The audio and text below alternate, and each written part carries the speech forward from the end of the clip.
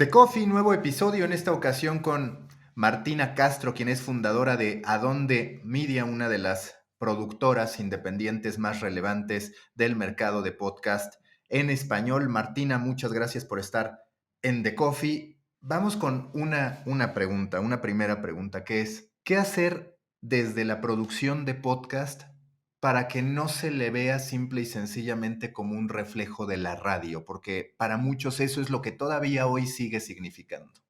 Muchas gracias por la invitación de estar acá contigo. Interesante la pregunta, porque yo obviamente produzco podcasts que son más como documentales, súper producidos, tienen alto nivel de producción, pero quiero respetar de que el medio se lanzó con lo que uno suele escuchar en la radio, pero con mucha más libertad del tiempo que uno puede usar, de los temas que uno puede tocar. Entonces, sí, reconozco que tenemos que ampliar lo que es la oferta de podcast, porque hay mucha gente que simplemente repite lo que uno escucha en la radio, que es literalmente algunos programas de radio suben las grabaciones de sus programas como podcast y hay mucho más que se puede explorar. Entonces, por un lado, siempre va a haber un podcast que es alguien con un micrófono hablándole a su público directamente. Siempre va a haber podcasts donde hay amigos que se juntan para hablar alrededor de un micrófono. Me parece fantástico. Ahí están nuestras raíces como medio. Pero yo me dedico a esto del documental en audio y es un mundo muy rico para explorar, para el periodista, para el que le encanta el sonido y lo que uno puede em, crear con eso del el elemento básico es la voz humana, que siempre vas a necesitar protagonistas y entrevistados y gente relatando sus propias historias y nunca va a ser igual escuchar a alguien contar su propia historia que leerla, ¿no? Pero también hay paisajes sonoros, uno te puede llevar a un lugar, a un momento en vivo, gracias a lo que es las herramientas que tenemos de producción para crear una historia súper viva sin imágenes, ¿no? Hay gente que describe lo que es los documentales en audio o los podcasts como los creamos, que producimos nosotros, como si fueran películas sin imágenes. Y siendo que eso es lo que se puede lograr hacer en podcast hoy, que no se está escuchando mucho en español. No hay muchas de ese tipo de podcast y es lo que queremos proponer al mercado con Adonde Media.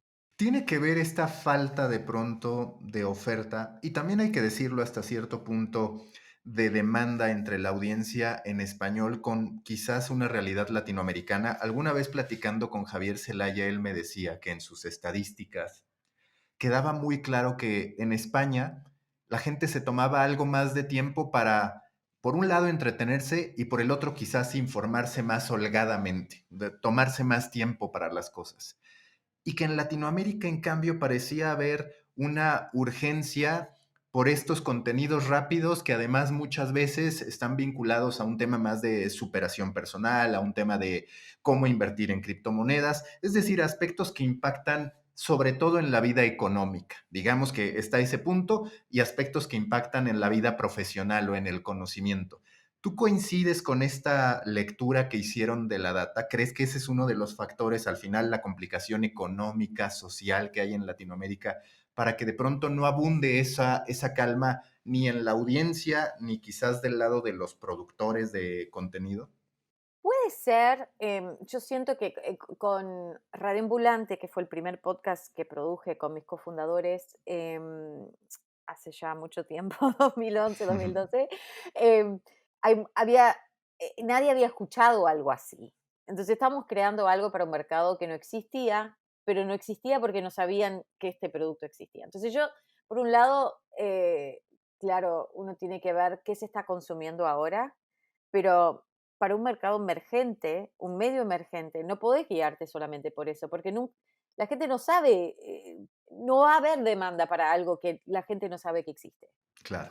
Entonces, sí, obvio, si hay demanda para eh, ese tipo de podcast, que se trata de temas económicos o de superación personal, fantástico, sigamos dándole a ese sector del mercado, pero no hemos tocado ni lo inicio de lo que es la diversidad de los formatos que son posibles, ¿no? Con El verdadero robo del siglo, que fue nuestro primer podcast original, subimos episodios a YouTube y fue tan increíble porque una plataforma normal de podcast no podés recibir comentarios tan fácilmente, entonces ahí dejaban comentarios los oyentes y decían, qué genial esto, pero ¿qué es?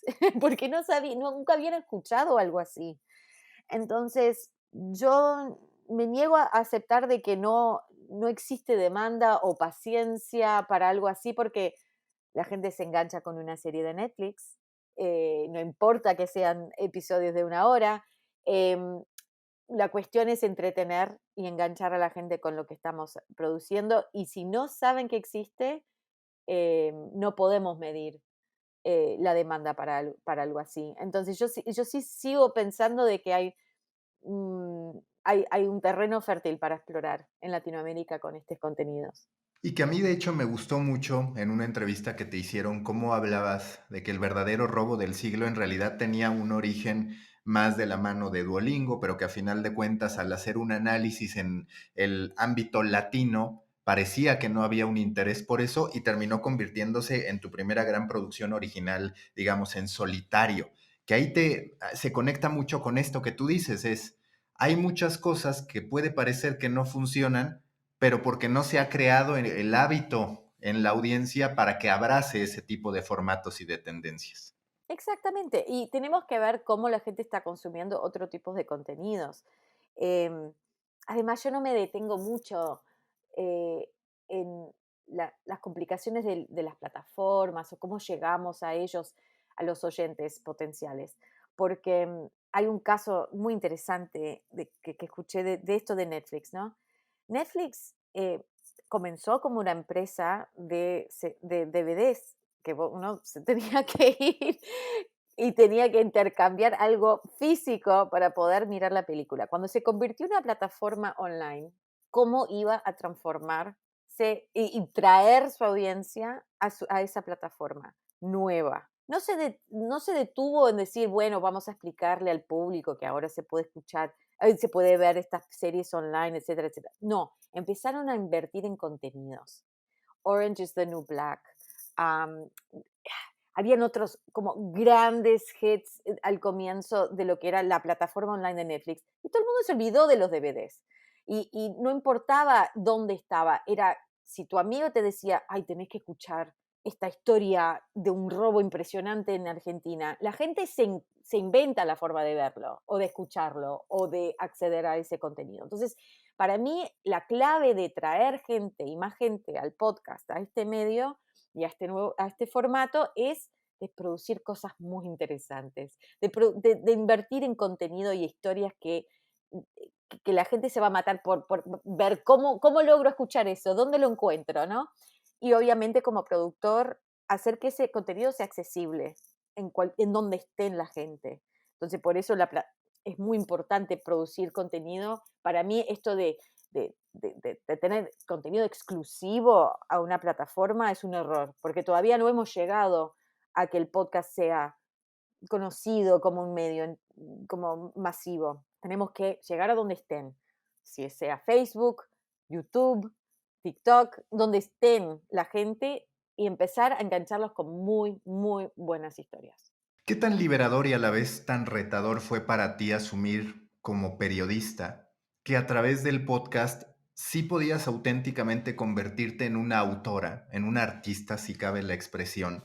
Porque los periodistas me parece que durante los primeros 20 años de digital nos estábamos resignando a firmar notas, de repente buenos reportajes, si se podía, tener buenas columnas, si se podía, pero nada más. Digamos que la autoría, el valor de una firma periodística se había diluido bastante en medio de muchos contenidos iguales, que aún si te esforzabas, se replicaban. Y en cambio empiezan a aparecer el newsletter, el audio. Tú, por ejemplo, te defines también como audio periodista y cambia por completo el chip del periodista. ¿Hace falta todavía que en Latinoamérica se consolide esto para que los periodistas vean que el podcast es una gran salida para reposicionarse y de paso reposicionar al periodismo? Claro, definitivamente.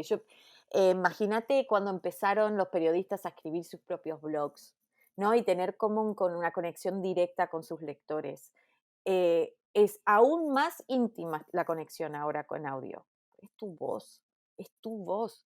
Entonces, no, y claro, importa la escritura, la edición, nosotros trabajamos muy en equipo.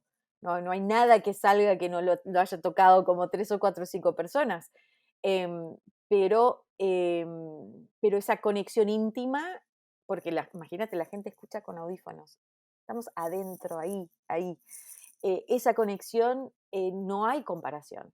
No se puede comparar ni con tele, ni con prensa escrita, ni con los blogs, ni con las redes sociales, diría yo. Hay cierta intimidad, ¿no? Cuando uno abre su Instagram y entra a un IG Live y está como, ok, viendo en directo, vivo en directo a la persona que sigue. Ponele un periodista, ¿no? O columnista. Pero para mí, lo que es la conexión entre el presentador o la periodista de audio y su oyente es único. Hablando del verdadero robo del siglo, ¿cuáles son para ti los límites del, digamos, adorno narrativo y por el otro lado permitir que sean los hechos, lo que tú conseguiste, el resultado de tu investigación, la que sea la protagonista? Porque me parece que ese punto exacto es muchas veces en el que te puedes perder porque la historia, aunque muy bien documentada, no te entretiene, pero también la otra que es, me están queriendo vender tantas emociones y sensaciones que se pierde lo periodístico. ¿Cuál has descubierto que es ese punto medio para contar historias? Uf, muy buena pregunta. Cada proyecto requiere ese análisis, ¿no? Es un equilibrio muy delicado y depende de la audiencia también. Hay algo interesante en Estados Unidos que es que hay un oyente más que está acostumbrado a este estilo. Entonces, yo me acuerdo que en Radio Ambulante, volviendo un poco más atrás, los primeros comentarios que recibíamos eran: me encanta tu historia, me encanta este episodio, pero los actores no son muy buenos. Yo dije, actores, estos son personas reales. Entonces, como que la gente no entendía lo que estaba escuchando. Entonces, tenemos que tener mucho cuidado. Hay veces que sí estamos recreando escenas, ¿no? Usando efectos de sonido, sonido ambientales, pero todo de un banco de sonido no es real, pero lo tenemos que usar de una forma que se entienda que no es real, es algo que estamos usando como técnica creativa y artística como para apoyar lo que uno está escuchando en el testimonio. Pero si vamos a hacer eso, en el otro episodio no podemos estar usando audio real y esperar que la audiencia lo entienda como real. ¿Me explico? Entonces, hay como un pacto con la audiencia que se tiene que armar en lo que es la producción para que no se pierda la intención de cada audio y de ese tipo de recurso que tenemos, ¿no? Narrativo, de usar el audio para crear escenas, la música. Ahora, al momento de escribir también, em, hay momentos donde yo estoy editando guiones y estamos un poco como qui- quitándole ese tono informal a momentos importantes donde se tiene que entender que estos son hechos reales, que no estamos exagerando, perdón, que no estamos exagerando y que pueden confiar con que esto sí fue bien investigado. Es delicado y uno va midiendo y viendo cómo ajustarlo sobre la marcha. Sí, y que me parece que eso está todavía más extendido en series de televisión, porque ahí te quedas con la sensación de que hoy la gente está consumiendo periodismo a partir del entretenimiento. Y Claro. entonces habla de los estafadores que ahora se han puesto de moda desde la perspectiva de una serie. Te cuentan la historia de Pablo Escobar desde lo que les cuenta una serie. Y es muy difícil para la gente entender, y siempre están estos contenidos de qué es real y qué es mentira de la serie. Pero ¿te parece que en el mediano plazo algo tendrá que ocurrir? Aunque se mate por otro lado el entretenimiento, porque si todo el tiempo te estuvieran diciendo esto es ficción, esto es realidad, la verdad es que se rompería. Pero algo más tendrán que hacer los productores, los creadores, para que la gente tenga claro qué de lo que está viendo es verdad y qué no. Sí, yo siento que sí, porque y de hecho me encanta que me lo comentes porque me parece que nosotros también lo podríamos hacer, porque uno no sabe y tenemos que proteger la verdad. Estamos en una época bastante rara donde no se sabe qué es ficción o no, hay gente que dice que son periodistas, pero no son. ¿Qué quiere decir que algo sea periodístico a esta altura? Me parece que hay mucho que podemos hacer en cuanto a contribuir. Nosotros siempre publicamos las transcripciones de los episodios y ahí mismo se puede ir ubicando como las fuentes de ciertos hechos.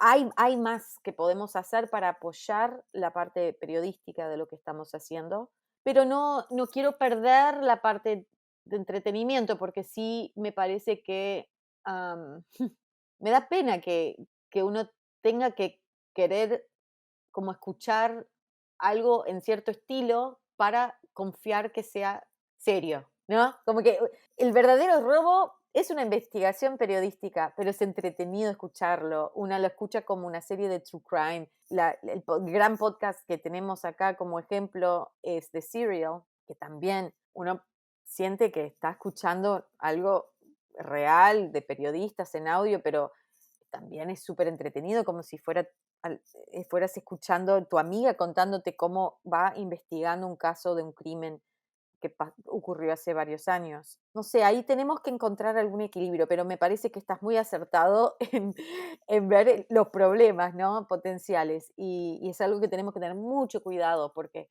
em, no queremos sacrificar lo que es la seriedad de una investigación para entretener a la gente, pero tampoco lo contrario.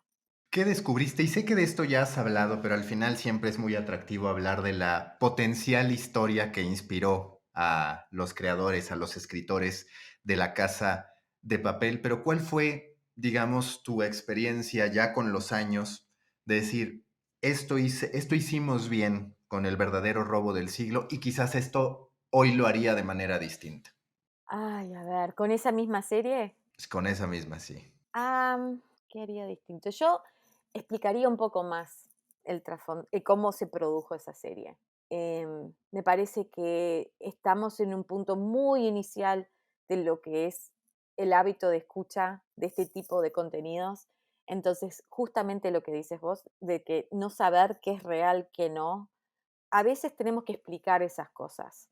Y me hubiera encantado tener un blog a lo largo del lanzamiento de esa serie o algún tipo de evento en vivo online para explicar lo que estaba pasando, cómo lo hicimos, cómo se produjo esa serie, compartir la parte más periodística y más investigativa de lo que hicimos. Las cosas que no se pudieron incluir porque no sonaron bien, porque esa es la cuestión. Cuando estás produciendo algo en audio, a veces hay algo súper interesante para el caso, pero bueno, tenemos que producir un episodio de 20 minutos, no podemos incluir todo. Entonces, esa parte quedó por fuera para apoyar eh, la seriedad de la investigación. Eso me hubiera encantado hacer. También, quizás, y esto es muy difícil, todavía lo estoy analizando, es cómo hacer accesible una historia que es tan local, ¿no? Al final nos escucharon mucha más gente de Argentina que cualquier otra parte de Latinoamérica. También la campaña de marketing y promoción fue enfocada en Argentina. eh, Quizás fue resultado de eso, pero em, ¿cómo hacemos una historia tan de ahí accesible a toda la audiencia hispanoparlante? Eso me hubiera encantado trabajar un poquito más y además con la campaña de promoción porque Casa de Papel también fue tan interesante que esa serie producida en acento español y todo, como que muy, muy ubicado en un lugar no latinoamericano, fue como arrasó con el público latinoamericano. Como que cómo tuvo un enganche tan inmediato, ¿no? Esa serie. Yo pienso que el verdadero robo lo podría haber alcanzado también en audio, pero también em, es cuestión de analizar ese equilibrio de no querer dejar por fuera a los argentinos, que obviamente esta historia es de ellos y les va a interesar, pero por otra perspectiva. Ahora estamos lanzando un podcast en México, em, que es basado en la historia de la desaparición forzada de los 43 normalistas de Ayotzinapa. Tiene es casi imposible hacer que esa serie tenga una audiencia mexicana, pero también se pueda como escuchar desde afuera y entender bien lo que está pasando.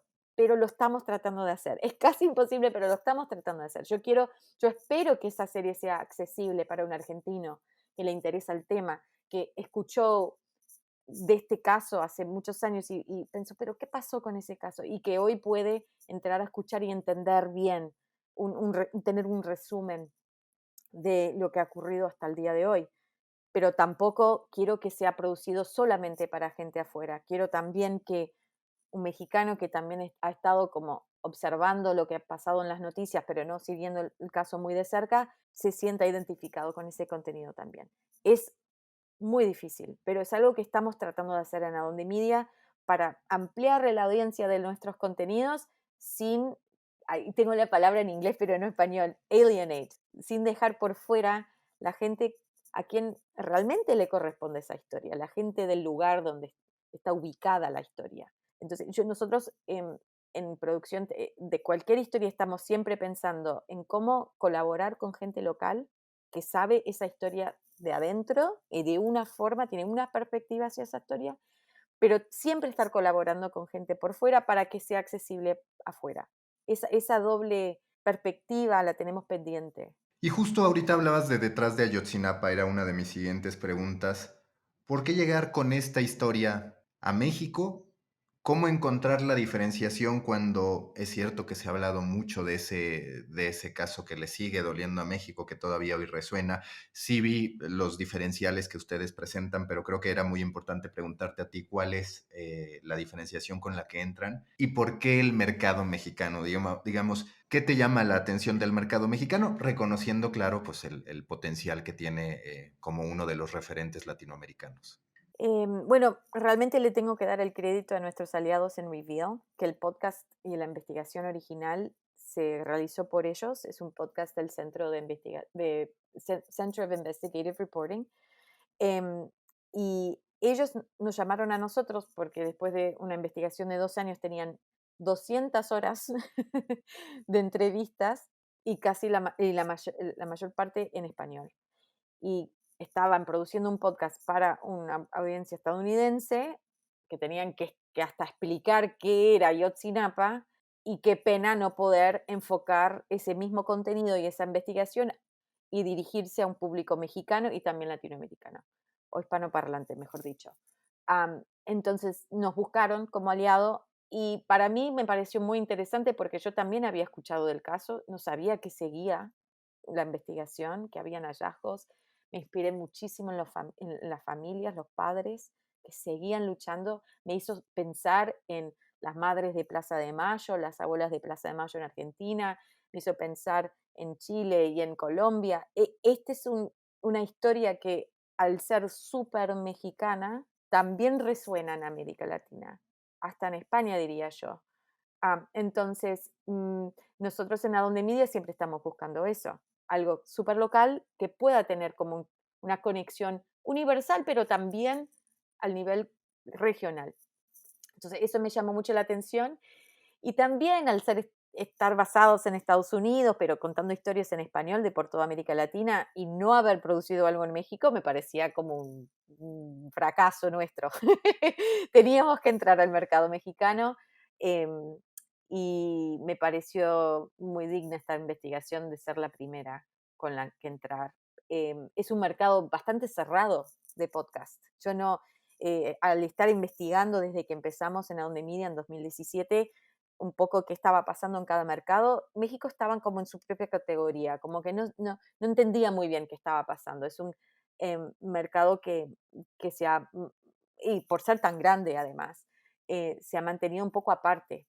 Entonces también quería entrar un poco y hacer como contribuir con algo que para mí me parece que está mostrando lo que se puede hacer en podcast, que no sé si se produce tanto documental en audio allí. Cuando hablas de Detrás de Ayotzinapa, de otro tipo de investigaciones que ustedes han hecho, de tu experiencia en Radioambulante, siempre está este sentido social. Sin embargo, a mí a veces me queda la sensación de que por la desigualdad en la que vivimos, de pronto ciertas clases económicas personas con cierto estilo de vida saben de la existencia de estas historias, pero digamos no las consumen. Primero porque ya normalizamos esas diferencias, injusticias y demás. Segundo, porque quizás no lo ponemos como una prioridad porque llegamos a sentir o llegan a sentir que no pueden hacer algo con esa información. ¿Te parece que una de las grandes problemáticas al contar estas historias para que alcancen una gran escala es posiblemente la desconexión que hay de ciertas problemáticas que el periodismo cubre, apunta, señala, pero que hay cierto abandono de determinado sector que dice, bueno, está esto, no me gusta, pero tampoco es que pueda hacer algo, ¿no? O que le pueda dedicar tiempo. Y sí, yo siento eso como persona, como consumidor de noticias hoy, es espantoso. A veces yo voy días sin leer lo que está pasando en el mundo porque te mata de pensar, bueno, hay tantas cosas que están pasando que yo no puedo hacer nada. Por eso yo siento que un poco esto de tratar de enganchar gente, de entretenerlos. Yo no sé si hay alguien que vaya a escuchar después de Ayotzinapa y vaya a decir que eso es entretenimiento. Primero, quiero Sí, aclarar sí, sí. eso. Ahí realmente sí fuimos más por una línea más seria y más periodística, pero tenemos un gran reto los periodistas, porque, claro, queremos poner la luz, enfocar la luz, como darle visibilidad a las historias que más importan, a la gente que se lo merece, pero ahí terminamos, no somos activistas, ¿no? Ahí tiene que terminar nuestra labor. Y a mí me frustra muchísimo como periodista, como alguien que quiere realizar un cambio en el mundo, ¿no? Pero también como oyente es difícil. Entonces tenemos que ponernos en el lugar de nuestros oyentes, porque si es muy pesado el tema, cuesta escuchar. Y la idea es que escuchen. Entonces, ¿cómo hacemos para que sea, para mí los grandes productores de audio acá en Estados Unidos han logrado hacer eso? De alguna forma hacerme reír con la historia más triste que he escuchado, ¿no? Eh, Encontrar esa forma de engancharme y entretenerme de cierta forma. Yo sé que esa palabra es como mala palabra del periodismo, entretenimiento, pero tenemos que gozar de lo que estamos consumiendo, si no, perdemos a la gente. Y bueno, hay periodistas que sí se identifican como más tipo activistas y encuentran formas de vincular sus investigaciones con formas más concretas de realizar un cambio. Todavía en esto que uno puede llamar la economía de la atención, que alguien escuche, que alguien preste atención, que alguien decida sentarse o poner un podcast mientras que está cocinando o haciendo ejercicio para escuchar una historia, eso vale oro ahora. Entonces, tampoco quiero desanimar a los periodistas o productores porque que alguien te escuche ya es suficiente, ya es un impacto. Uno nunca sabe quién te va a escuchar. Em, y tenemos mucha esperanza con el equipo de Reveal de que se escuche este podcast y que tenga un impacto en la sociedad, que le dé un poco de esperanza a la gente que pensaba que esto nunca se iba a resolucionar, que nunca se iba a lograr justicia. Yo no voy a prometer de que, obviamente yo no estoy involucrada, pero hay algo en lo que estábamos buscando con la producción de la serie, de que nosotros sí veíamos algo de esperanza y bueno, inspirarnos en las personas que siguen luchando para esa justicia y esa verdad. Y como dices, lo más problemático hoy, y a mí me gusta mucho hablar de esta tridimensionalidad, es que por un lado necesitas los hechos, la verdad, idealmente desde la metodología periodística. Después el entretenimiento entendido como mantener la atención, digamos, para no banalizar el concepto. Y está este otro componente que a mí me gusta mucho, que tienes en tu perfil, que es el de educadora, el de entender la viabilidad del contenido como una herramienta de formación, de criterio, de adquisición de conocimientos. Y ahí, pues ha estado Adonde Media con Duolingo, que es de las plataformas educativas que mejor han sabido utilizar el audio para, pues, para hacerse marketing en un objetivo, digamos, de negocio, pero también, sin duda, para poder impulsar el conocimiento. Y tú hablabas en una serie de posteos también de la tecnología para poder acelerar el aprendizaje de múltiples idiomas. ¿Cuál es desde tu punto de vista el potencial del contenido para educar y qué falta para que se termine de consolidar en Latinoamérica. Me parece que hay algunos podcasts que ya tienen claro que pueden servir para eso, muy utilitarios, que quizás a veces falta algo de inventiva todavía para decir se puede hacer de maneras distintas a estarte dando un monólogo con las lecciones a seguir y demás. Pero, ¿qué has aprendido de tu experiencia en Duolingo y de tu experiencia, a final de cuentas, en este cruce entre periodista, educadora y storyteller? Me encanta la pregunta y además el ejemplo de Duolingo es tan bueno, porque imagínate esta plataforma que es cliente nuestro, pero diría yo más aliado porque realmente trabajamos juntos en producir el podcast, tiene el objetivo de que te olvides de que estás aprendiendo un idioma. Es un juego, ¿no? Uno te dan puntos, uno está en competencia con sí mismo y claro, cuando ese juego para aprender el idioma se convierte en podcast, teníamos el mismo objetivo, que te olvides de que estás practicando tu comprensión del idioma. Entonces, hay cierto entretenimiento ahí. Diría que es lo primero que uno piensa. Ah, qué interesante esta historia de una persona que está, yo qué sé, buscando un sapo de no sé, de esta especie en Ecuador, no sé qué. Pero ¿qué pasa? El formato en sí, al ser bilingüe, hemos simplificado la entrevista, el testimonio del protagonista, para que esté en un rango específico de aprendizaje de español, está dirigido a gente aprendiendo español, ¿no? Al nivel intermedio. Están escuchando, están practicando su comprensión, se escucha cada 30, 45 minutos se escucha una intervención en inglés en su propio idioma para que no se pierdan. Y si está hecho bien, con la música, efectos de sonido y todo, te olvidas del trabajo, de que alguien se sentó, varios lingüistas se sentaron a simplificar y elegir el vocabulario perfecto para que no te pierdas. Y además estás aprendiendo como subconscientemente, ampliando tu perspectiva sobre lo que es ser latinoamericano. Porque hay un problema enorme en Estados Unidos y seguramente hay una versión de esto para cada país, ¿no? De que hay una versión de la historia latinoamericana en Estados Unidos. Acá ni se habla de latinoamericanos, se hablan de mexicanos. A mí siempre me decían, ah, entonces vos sos de México. No, mis padres son uruguayos, no saben ni qué es, ¿no? Entonces, y la historia es sobre la inmigración o sobre el crimen o es sobre ser víctima. Muy pocas historias en los medios tradicionales sobre nosotros. Entonces, a través lo que es aprendizaje de idiomas, estamos también enseñándoles sobre la diversidad de nuestras culturas, de nuestros países, de que tenemos también biólogas y cantantes de ópera y tenemos historias muy amplias, humanas, ¿no? Y nadie dice eso. Uno mira la descripción del podcast de Duolingo, nunca se va a decir que eso es lo que es, pero es lo que estamos haciendo. Entonces, eso es lo que me encanta de ese podcast y lo que también está haciendo Radioambulante, de cierta forma. Es de ir diversificando lo que es la historia nuestra, o la historia que consideramos la más representativa de un lugar o de una gente o de una cultura. Entonces, de esa forma siento que estamos tratando de siempre estar educando a la gente.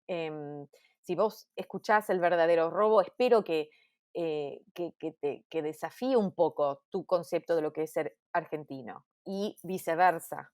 La gente que escuche después de Ayotzinapa, que aprendan algo más sobre lo que es ser mexicano, ser uno de estos padres. Esa es la meta. Y siempre estar ampliando y desafiando lo que es lo que pensamos de alguien, de una cultura, de un país, o sí, de estas historias que contamos y estamos escuchando. ¿Ves que en algún punto habrá que trabajar en los puntos de entrada? Hace rato hablabas de cómo a alguien de la localidad en que ocurre una historia habrá información que le parezca tan obvia que pueda ser susceptible de decir, esto es tan básico que yo no quiero. En cambio, alguien de fuera puede llegar con otro tipo de necesidad y el audio, a diferencia del video, digamos que no suele tener estos distintos puntos de contacto, porque está un TikTok que es breve, está YouTube que puede ser un poco más trabajado, digamos, están todas las cadencias de una historia o las formas. En audio no. ¿Visualizas que en algún punto podría ser haber versiones específicas para el mercado y de repente versiones con más aclaraciones o especificaciones para otros mercados? Claro, claro. De hecho, lo experimentamos con la serie que producimos para Spotify sobre Diego Maradona. Ujú. En los últimos días de Maradona teníamos una versión hecha en Argentina que claramente tenía una visión muy insider, muy de argentinos, y otra para el resto del mundo hispanoparlante que iba a tener otra perspectiva, no tan de dentro, pero desde afuera mirando hacia adentro. Eso fue muy interesante. La misma historia también la adaptamos para un público francés, un público brasileño, am, un público estadounidense y también británico. Entonces, hubo como una cierta adaptación para el público de una misma investigación y una misma serie. Y eso fue muy interesante.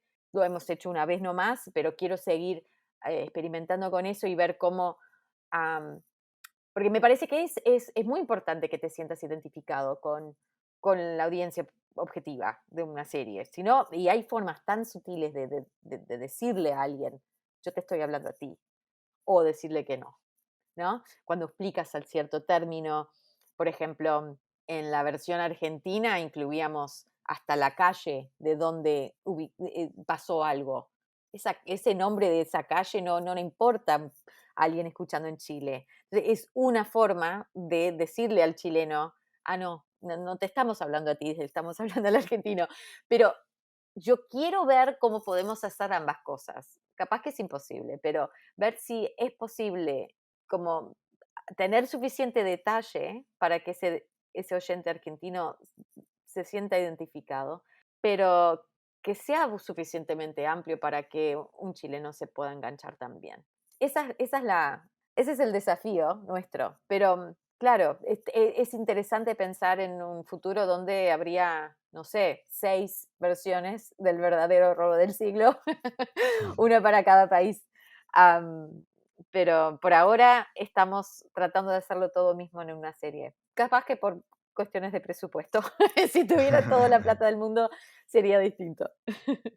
Tú ahorita estás enfocada en audio, pero la tendencia cada vez más nos habla de un multiformato. Ustedes mismos se podría decir que lo hacen. ¿Por qué? Porque el podcast da pie a descargables, a ejercicios para profesores. Yo a este concepto le llamo como una historia líquida que puede vivir por tantos lados. Y lo cierto es que los creadores muchas veces nos encasillamos. Yo me acuerdo incluso que al empezar a estudiar periodismo, una de las primeras preguntas que te hacían es, ¿por qué estás estudiando periodismo o comunicación? Había el que decía radio, había el que decía escritura, había el que decía que quería ser famoso en televisión y, digamos, estaba muy encasillado el formato y hoy queda la sensación de que una historia no puede depender de un solo formato, que al final hay que contarla de todas las maneras que sea posible. En este sentido, ¿ves a Adonde Media cada vez incorporando más formatos? Por ejemplo, el video, ahora con el video podcast, pues empieza a ser el más inminente. Pero es cierto que hay muchos otros rondando, como estos descargables, el newsletter acompañando al podcast. Yo suelo decir que el concepto mata formato y no necesariamente todos lo entendemos muy bien. Con los medios es una de mis grandes batallas, decir, no porque tú tengas un programa de televisión, concluyas que no tiene sentido que hagas un newsletter o las redes de ese show, que eso los podcasts de manera orgánica creo que lo entienden mejor.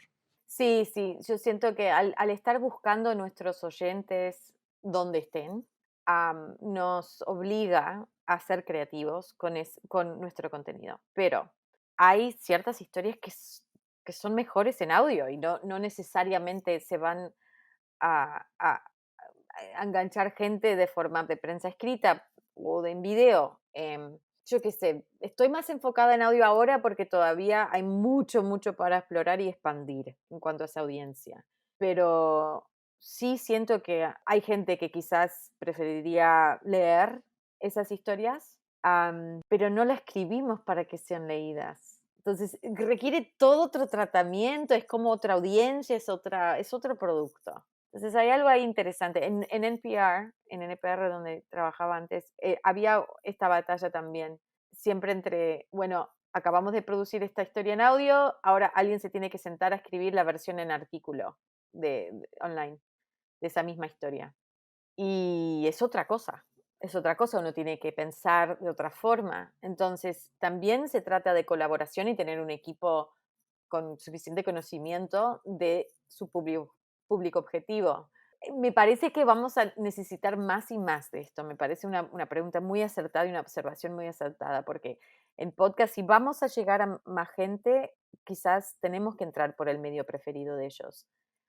Pero yo no sé si un podcaster muy bien, muy bueno en producción de audio va a también saber cómo escribir un artículo bien hecho. Como que son oficios tan distintos, estamos esperando mucho de los pobres productores que tienen que saber cómo hacer todo ya, ¿no? Tienen que saber cómo iluminar bien la cara y hacerse videos y selfies es, eh, es más y más y más presión sobre el productor. Y bueno, espero que logramos hacer muy bien lo que hacemos en audio antes de lanzarnos a tratar de hacerlo todo. Quizás yo estoy más de ese lado en esa conversación.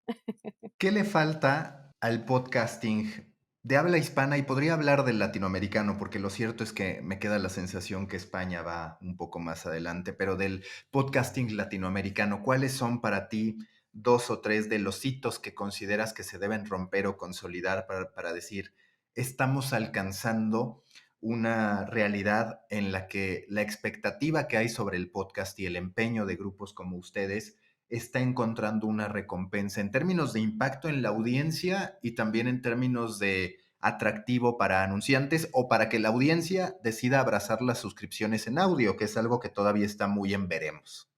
Bueno, una cosa que quiero ver es más inversión al nivel local, porque yo soy una productora extranjera, igual estoy colaborando con productores locales y somos un equipo internacional, pero Spotify, Apple, Amazon, Podimo, son todas extranjeras.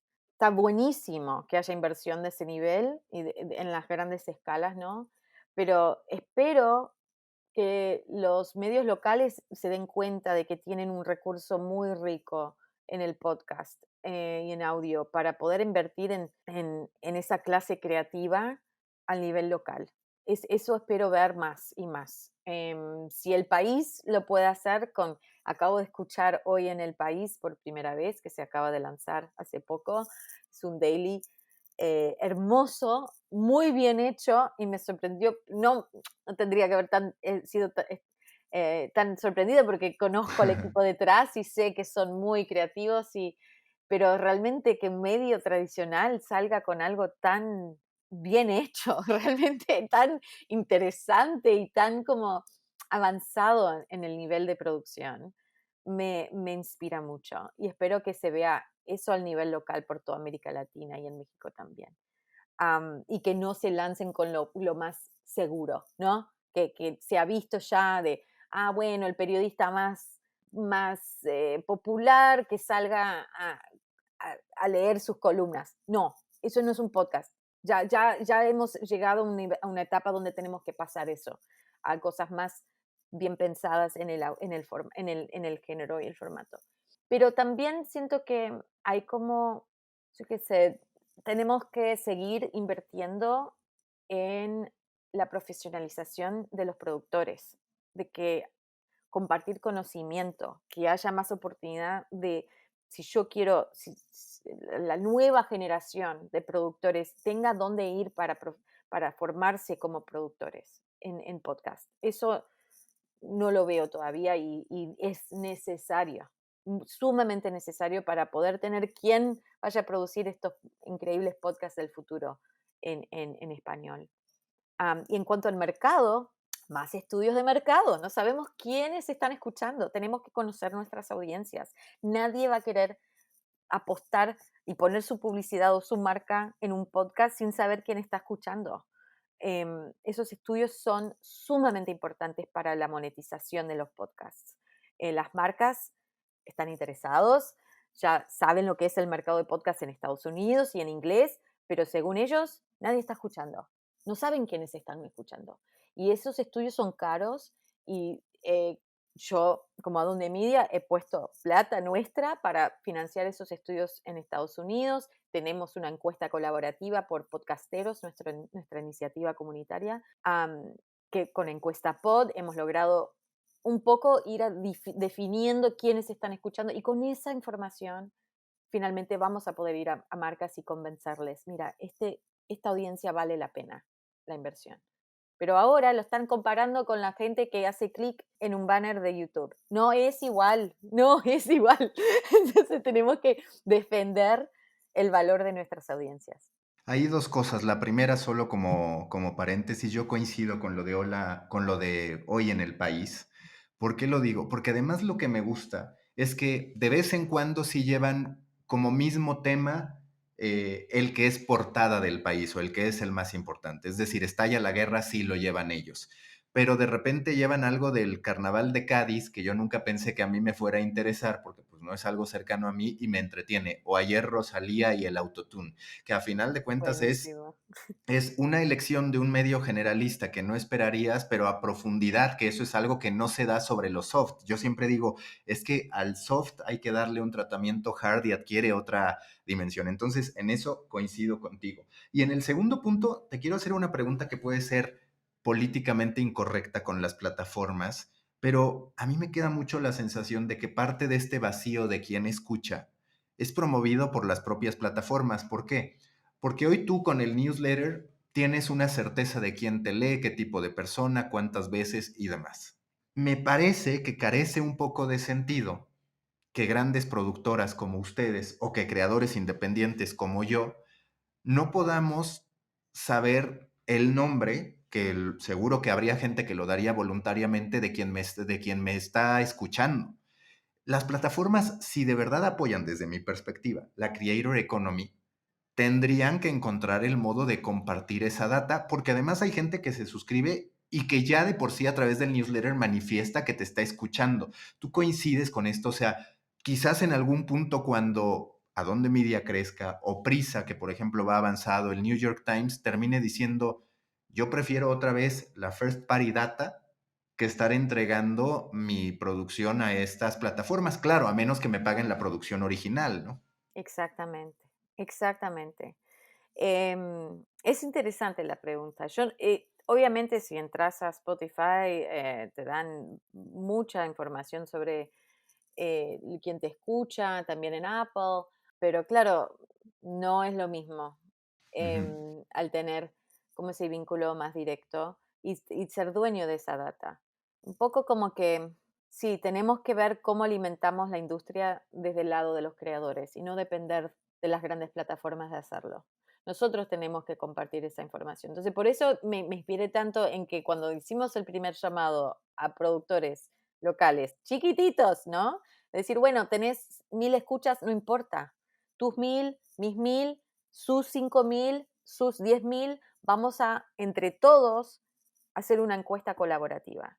Entonces, Encuesta Pod es en ese espíritu colaborativo, de no esperar a que alguien más venga a darnos la data.